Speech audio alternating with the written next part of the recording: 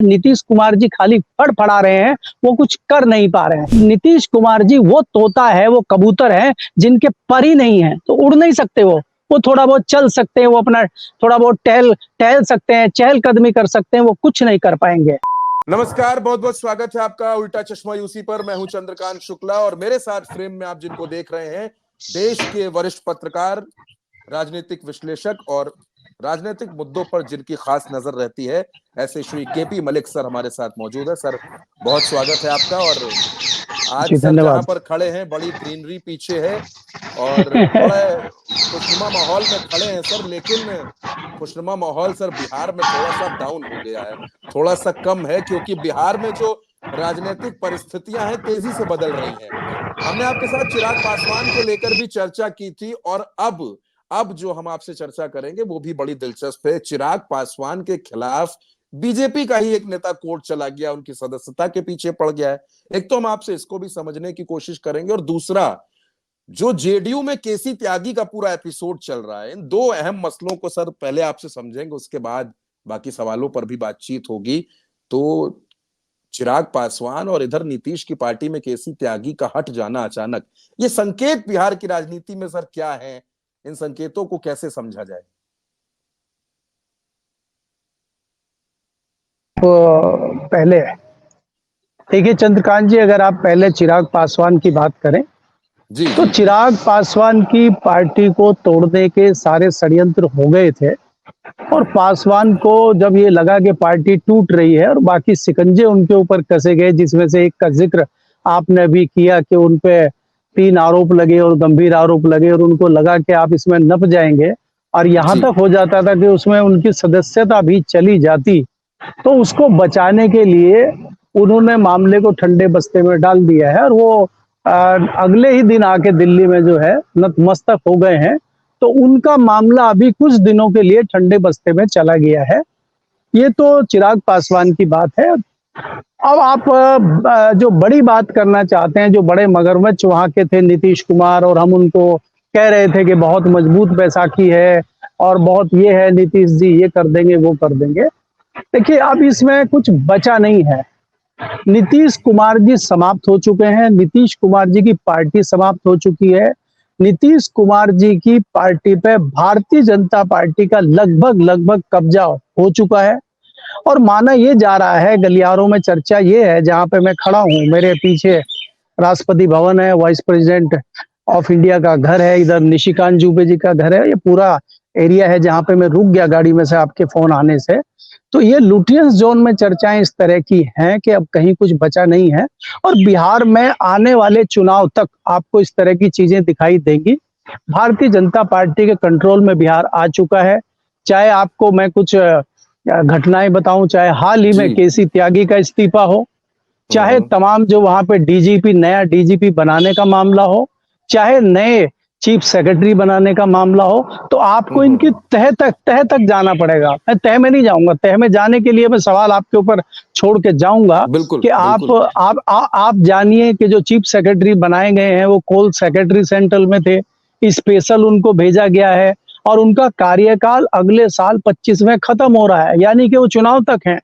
Same स्थिति DGP की है। जो डीजीपी को बनाया जाना था, जो अगले डीजीपी बिहार के बनने वाले थे, वो खास थे नीतीश कुमार के, उनको ना बना के खास भाजपा के खास समर्थक वाले जो डीजीपी हैं उनका बनाया जाना जताता है कि भारतीय जनता पार्टी कहीं ना कहीं बिहार सरकार पे हावी है और इनके पेंच कसे जा चुके हैं, उनको जाल में ले लिया गया है। नीतीश कुमार जी खाली फड़फड़ा रहे हैं, वो कुछ कर नहीं पा रहे हैं।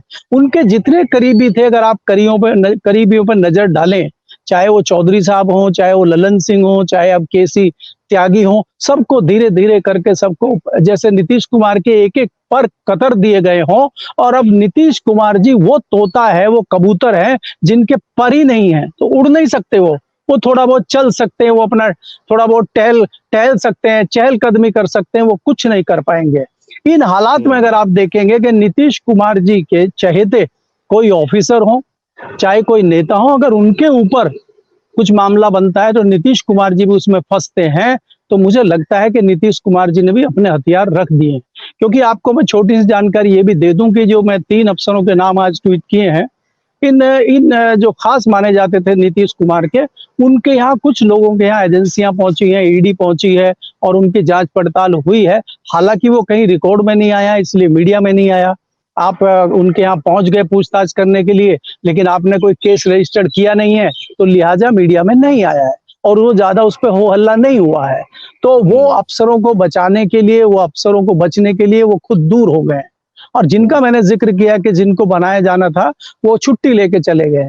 तो ये सब जताता है कि वहां पे जो है पेंच कस दिए गए हैं और अब नीतीश कुमार जी मुझे लग रहा है कि बैकफुट पे हैं और आने वाले चुनाव में आपको ये सारा नया नजरिया, नया ड्रामा, नया नाटक, ये सब आपको आने वाले बिहार चुनाव में दिखाई देगा। और अभी और घटनाएं होंगी, अभी और घटनाएं होंगी जो अगले कुछ दिनों में आपके सामने आएंगी। जी।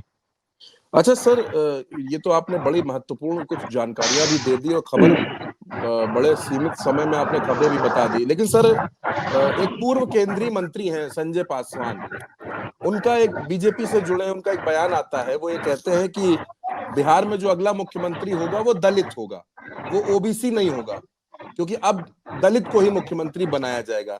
अब इनके इस बयान को जब हम देखते हैं और जितनी आपने नीतीश कुमार की स्थितियां बताई बिहार के अंदर, किस तरह से नीतीश कमजोर हो रहे हैं, लगातार उनके अपने ही करीबियों को लगातार ठिकाने पे लगाया जा रहा है, और ऐसे में संजय पासवान का एक बयान सामने आता है।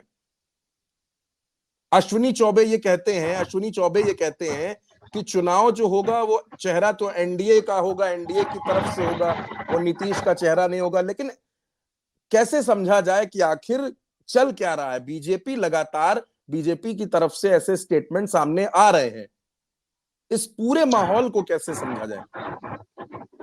देखिए चंद्रकांत जी, अगर आप इस माहौल को देखें या आप ये देखें कि जो बयान आते हैं किसी भी नेता के या बयान दिलाए जाते हैं, वो उसके खुद के बयान नहीं होते हैं।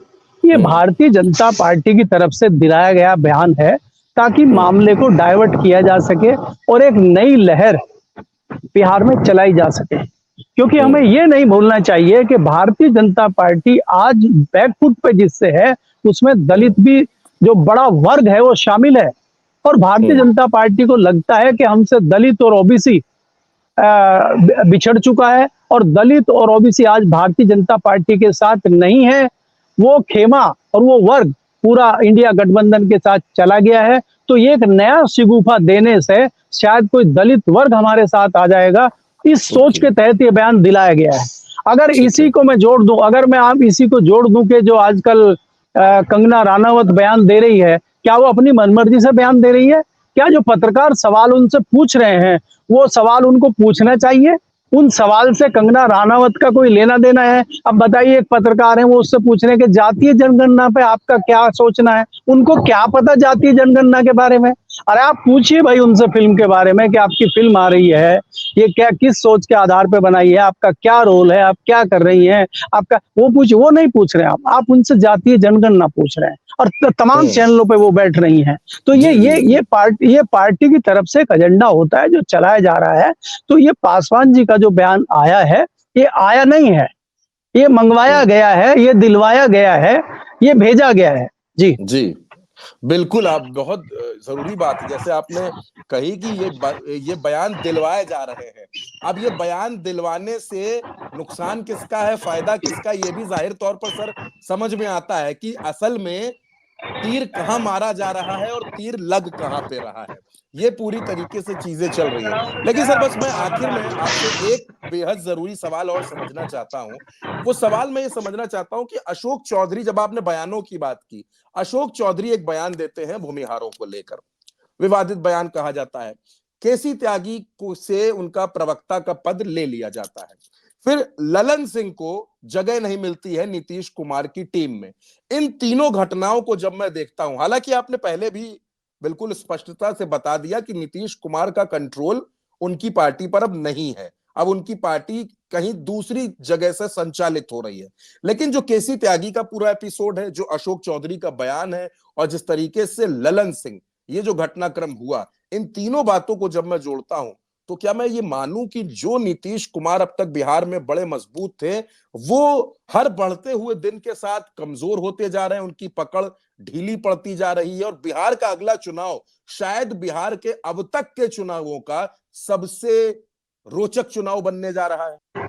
देखिए चंद्रकांत जी, ये आप बिल्कुल सही कह रहे हैं कि ये रोचक चुनाव भी होगा और आज तक के जो बिहार के चुनाव हुए हैं उससे बिल्कुल अलग होगा। उसकी परिणति आप ये देखेंगे कि भारतीय जनता पार्टी कोई भी काम एक दिन में नहीं करती है, कोई भी स्ट्रेटजी एक दिन में नहीं बनाती है, आपको उसको कई एंगल से देखना होगा। अब आज की डेट में जो रणनीतिकार माने जाते हैं, क्या बोलते हैं उनको, पीके साहब जो हैं, पीके पीके पीके साहब घूम रहे हैं। वहां पे चर्चा ये है कि ये भी भारतीय जनता पार्टी की बी टीम है, वो अलग महिलाओं का माहौल, उनका फोकस सिर्फ महिलाओं पे है। और दूसरे जो लोग हैं वो जातिवाद की बात करते हैं, चाहे आप संजय पासवान की बात करो, चाहे आप लल्लन सिंह की बात करो, चाहे आप किसी तीसरे व्यक्ति की बात करो। बिहार और उत्तर प्रदेश जो जगह है, और खासकर आप बिहार की बात करें, यहाँ पे राजनीति जो होती है वो उस पे जातिवाद चरम पे होता है। बिना जातिवाद के यहाँ कुछ हो ही नहीं सकता। तो भारतीय जनता पार्टी ने जो रिसर्च किया है, उनका मानना ये है कि अगर हम इसको जातियों में बांटते हैं तो हमें फायदा होगा।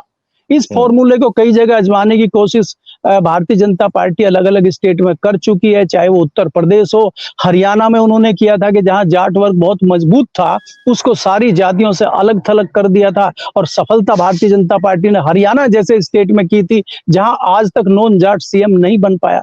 तो भारतीय जनता पार्टी बिल्कुल रिसर्च में जाती है और कंक्रीट काम करती है। और हम जो ये नीतीश कुमार का हाल देख रहे हैं, नीतीश कुमार की पार्टी का हाल देख रहे हैं, ये कोई एक दिन में नहीं हो गया है।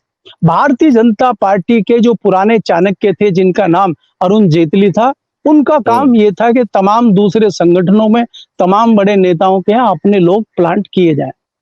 अब उसी प्लांट में मैं मान के चलता हूं कि जो संजय झा आज पार्टी के सबसे बड़े नेता नीतीश कुमार के हैं, उनका प्लांटेशन हुआ है और अब वो पौधे से पेड़ बन चुके हैं और पेड़ ने अपनी छाया और फल देना शुरू कर दिया है। इस तरह की कई जगह उन्होंने प्लांट किए थे लोगों को। कभी मेरी और आपकी चर्चा ऑफ द रिकॉर्ड होगी तो मैं बता दूंगा। इसके मास्टर थे, इनका एक ग्रुप था जेटली जी का, उस ग्रुप में कई लोग थे और उनका काम प्लांटेशन का था, पौधों का। और पौधे प्लांटेशन हो गए, वो सब पौधे आज पेड़ बन चुके हैं। तो उसी तरह भारतीय जनता पार्टी करती है। ये स्ट्रेटजी कोई एक दिन में नहीं बनी है, लगातार इस पे काम हो रहा था और इस बार भारतीय जनता पार्टी कोशिश करेगी कि वो सफल हो जाए। लेकिन अभी दूसरी तरफ जो, चाहे वो तेजस्वी यादव हो, चाहे वो लालू यादव हो, चाहे कांग्रेस हो, ये लोग क्या करते हैं ये भी हमें देखना होगा। और देखना होगा क्या भारतीय जनता पार्टी इन तमाम जो रणनीति है, तमाम जो पैंतरेबाजी है, इसमें कहां तक कामयाब होती दिख रही है। क्योंकि यही भारतीय जनता पार्टी हरियाणा में आज है, यही भारतीय जनता पार्टी महाराष्ट्र में है, तो कामयाब तो नहीं हुई है। तो बिहार में भी कामयाब होगी या इनकी परतें खुल जाएंगी और इनका जो है सारी चीजें जनता को पता चल जाएंगी और जनता तेजस्वी यादव या विपक्ष कांग्रेस के साथ मिलकर जनता उधर चली जाएगी। अब उसके लिए तो समय बताएगा, क्योंकि अभी तो लंबा समय हमें बिहार में देखना है, अभी चुनाव में वहां समय है।